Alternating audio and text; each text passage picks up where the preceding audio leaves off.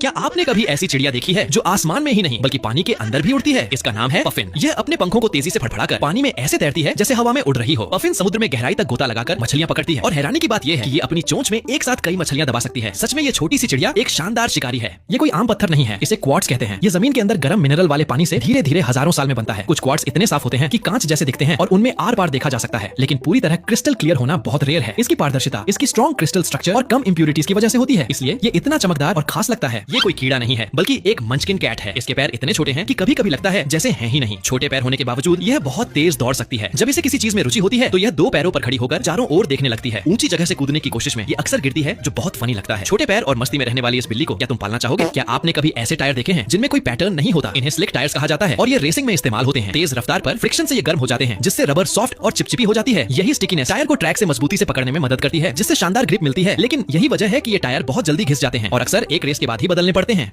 क्या कभी सोचा है डॉल्फिन अक्सर शिप के आगे आगे क्यों तैरती हैं? कुछ लोग सोचते हैं शिप कहीं भटक ना जाए इसलिए उसे रास्ता दिखाती है, जो कि बिल्कुल गलत है। दरअसल शिप के आगे उसकी तेज मूवमेंट से एक बो वेव बनती है। डॉल्फिन इस वेव पर सर्फ करती हैं, जिसे बो राइडिंग कहते हैं। इससे उन्हें कम मेहनत में ज्यादा स्पीड मिलती है, यानी एनर्जी बचती है। साथ ही वे इसे खेल की तरह भी एंजॉय करती हैं, यानी ये राइड उनके लिए फायदा भी है और मजा भी।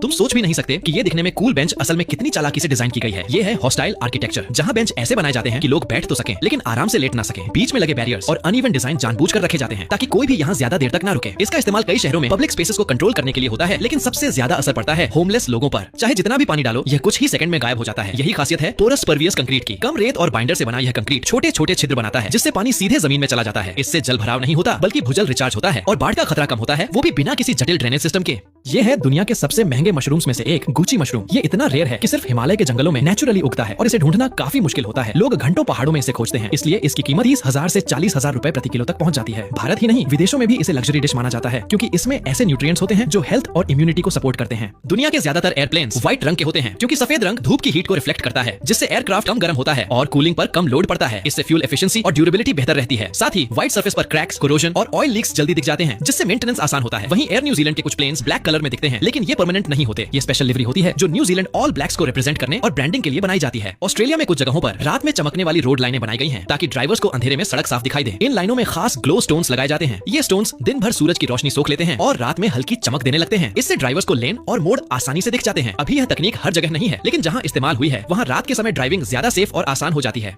बिल्लियां दूध की खुशबू से जल्दी आकर्षित हो जाती है, क्योंकि उसमें फैट और प्रोटीन की गंध होती है। इसलिए अगर कहीं दूध रखा हो तो वे उसे पीने की कोशिश करती हैं। लेकिन सच्चाई यह है कि बड़ी उम्र की ज्यादातर बिल्लियां दूध ठीक से पचा नहीं पाती। उम्र बढ़ने के साथ उनके शरीर में लैक्टोज पचाने की क्षमता कम हो जाती है, इसलिए ज्यादा दूध पीने से उनका पेट खराब हो सकता है। इसी वजह से एक्सपर्ट्स भी सलाह देते हैं कि बिल्लियों को रोज दूध नहीं देना चाहिए। सिर्फ किताब को हल्का सा मोड़ते ही उसके गोल्डन एजेस के नीचे छिपी एक खूबसूरत